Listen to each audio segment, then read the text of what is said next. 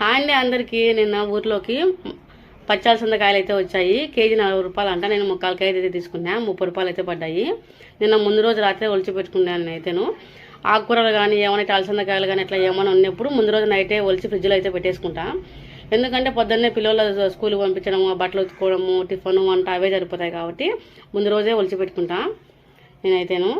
అలసందల పులుసు ఎలా చేస్తానో చూడండి. మీరు కానీ ఒకసారి నచ్చితే మీరు కానీ ఒకసారి ట్రై చేయండి. స్టవ్ అయితే ఆన్ చేసి కడాయి పెట్టి ఆయిల్ వేసి, ఆయిల్ వేడెక్కాక కొన్ని ఆవాలు, జీలకర్ర, ఎండుమిర్చి, కరివేపాకు, ఎర్రగడ్డ అయితే వేసుకొని వేయించుకున్నాను. ఈ వేగ లోపల నేనైతే పచ్చి అలసందలు అయితే కడిగి ఒక డబ్బాలోకి తీసుకున్నాను. ఈ ఎర్రగడ్డలు అయితే వేగిపోయాక నూనెలో టమోటాలు అయితే వేసుకున్నాను. టమోటాలు బాగా నూనెలో మగ్గిపోయాక కొద్దిగా పసుపు అయితే వేసిన. ఆ వీడియో అయితే కొంచెం స్కిప్ అయితే అయిపోయింది. పసుపు అయితే వేసి టమోటాలు మగ్గాక 1.5 స్పూన్ అల్లం వెల్లుల్లి పేస్ట్ అయితే వేసిన. పచ్చివాసన పోయేంత వరకు అయితే వేయించుకొని ఒక 2 స్పూన్ల ధనియాల పొడి, ఒక 2 స్పూన్ల కారం పొడి అయితే వేసుకున్నాను. వేసుకొని వాటిని బాగా ఆ మసాలా అయితే బాగా వేయించుకున్నాను. అవి వేగిపోయాక మనం ముందుగానే కడిగి పెట్టుకున్నాం కదా పచ్చి అలసందలు, అవి అయితే అన్ని ఇట్లా అయితే వేసేసిన.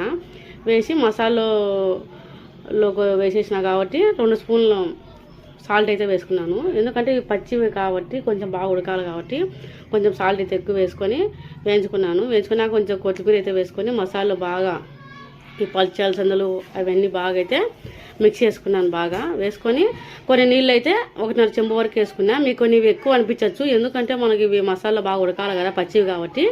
అందుకు బాగా అయితే నీళ్ళు అయితే కొన్ని ఎక్కువ అయితే వేసుకొని మూత అయితే పెట్టేసిన. ఓ 10 నిమిషాల తర్వాత మూత తీస్తుంటే ఇంకా కొంచెం అయితే ఉడకాలి కాబట్టి మళ్ళీ మూత పెట్టి ఒక 5 నిమిషాలు హైలో, ఒక 5 నిమిషాలు సిమ్లో అయితే పెట్టుకున్నాను. మూత తీస్తుంటే మన అలసందల కూర అయితే రెడీ అయిపోయింది.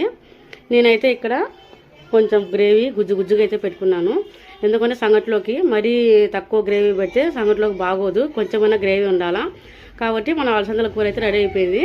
ఇంకా సంగటి అయితే ఈ గ్యాప్లో ఆ పక్క పొయ్యి మీద పెట్టి సంగటిగానే అయితే చేసేసినాను. వేడి సంగట్లోకి అలసందల పులుసు చేసుకునండి, సూపర్గా అయితే ఉన్నింది. నా వీడియో నాకు నచ్చితే ప్లీజ్ లైక్ చేసి సబ్స్క్రైబ్ చేయండి.